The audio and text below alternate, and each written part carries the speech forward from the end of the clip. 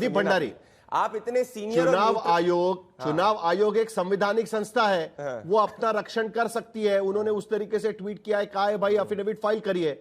सवाल वो उठा रहे हैं कि भाई बीजेपी प्रेस कॉन्फ्रेंस लेकर राहुल गांधी पर सवाल क्यों खड़ा कर रही है? राहुल गांधी ने तो चुनाव आयोग पर सवाल खड़ा किया है। ये पूछने की कोशिश कर रहे हैं। आशुतोष जी एक बहुत सीनियर और बहुत ही न्यूट्रल पत्रकार है, उनको मैं उनके स्टेटमेंट में कॉमा लगाना भूल गए। अगर टीएन शेषन होते तो चुनाव आयुक्त होने के बाद कांग्रेस के टिकट पे चुनाव लड़ते जैसे उन्होंने लड़ा था। अब हम इसीलिए सवाल उठा रहे हैं साहिल जी, क्योंकि ये लोग कह रहे हैं कि हमने तो कड़ी मेहनत करके जनता का समर्थन जीता।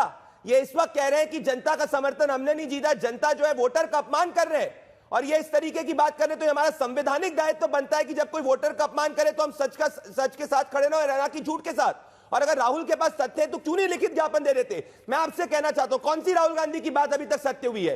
रफाल में बोला था भ्रष्टाचार होगा, सत्य हुआ?